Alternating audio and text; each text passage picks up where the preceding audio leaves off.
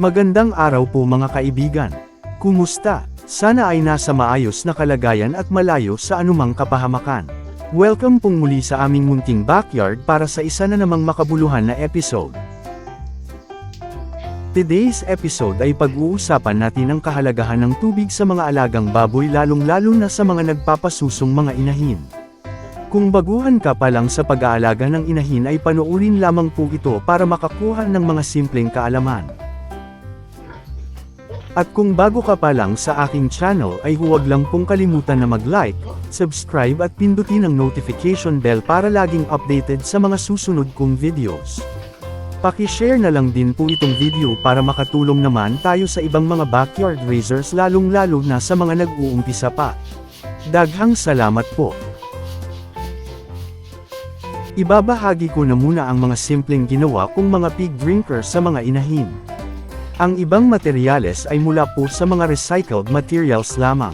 Nakakabit na po ito sa bawat paanakan ng mga inahin para may access sila sa tubig anumang oras na gusto nilang uminom. Sa pag-uumpisa ng ating talakayan, ano ang kahalagahan ng tubig para sa mga nagpapasusong inahin? Mahalaga ang sapat na dami ng tubig sa mga nagpapasusong mga inahin para masuportahan ang produksyon ng gatas at sa pangkalahatang kondisyon. Kailangan po na may access sila sa malinis na maiinom na tubig sa lahat ng oras. Ang daily intake na tubig na kailangan nila ay nasa mahigit 25 liters at depende na rin sa temperatura at kung ilan ang kanyang mga biik. Kailangan makakainom sila ng sapat na dami ng tubig upang ma-maintain ang milk production. Ang tubig kasi ay may mahalagang papel sa mammary glands ng inahin upang makaproduce ng gatas. Kung kulang sa tubig ay magresulta sa mahina o walang gatas. Kapag ito ang mangyari ay may negatibong epekto sa paglaki ng mga biik at madaling magkasakit, magiging prone din ang inahin sa anumang impeksyon.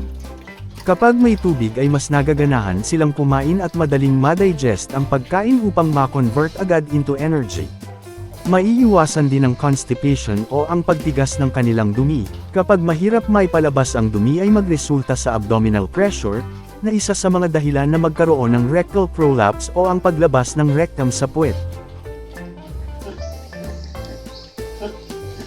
Ano naman ang iba pang mga bagay na may magandang epekto sa mga inahin sa pag-inom ng tubig? Ang una ay ang pagkakaroon ng mataas na temperatura. Sadyang mainit na ang katawan ng mga baboy dahil wala silang sweat glands, at minsan dala ng panahon. Umiinom sila ng tubig upang ma-regulate ang init sa kanilang katawan at mapanatiling hydrated.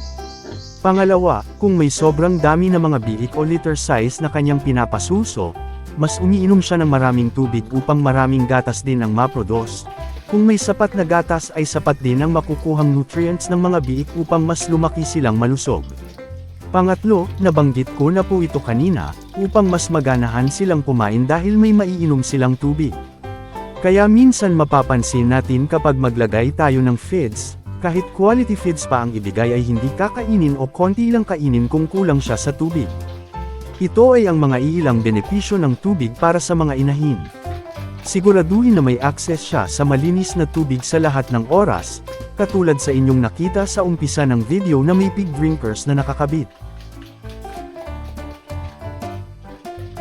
Sa uulitin, mahalaga ang tubig sa mga alagang baboy anumang edad, sa mga biik, fatteners, mga dumalaga, buntis man o hindi at lalong-lalo na sa mga nagpapasusong inahin. Kailangan po nila ng malinis na maiinom na tubig sa lahat ng oras upang mapabuti ang pangkalahatan na kalusugan ng mga alaga. Ang inyong natunghayan ay base lamang po sa aming pamamaraan at experiences bilang backyard raiser. Maaaring hindi angkop ang aming pamamaraan sa ibang mga nag-aalaga. Hanggang dito na lamang po ang aking video. Sana ay inyong nagustuhan at may nakuhang mga simpleng kaalaman sa munti kong ibinahagi. Hanggang sa muli. Daghang salamat sa inyong oras sa panunood at happy farming po mga kaibigan.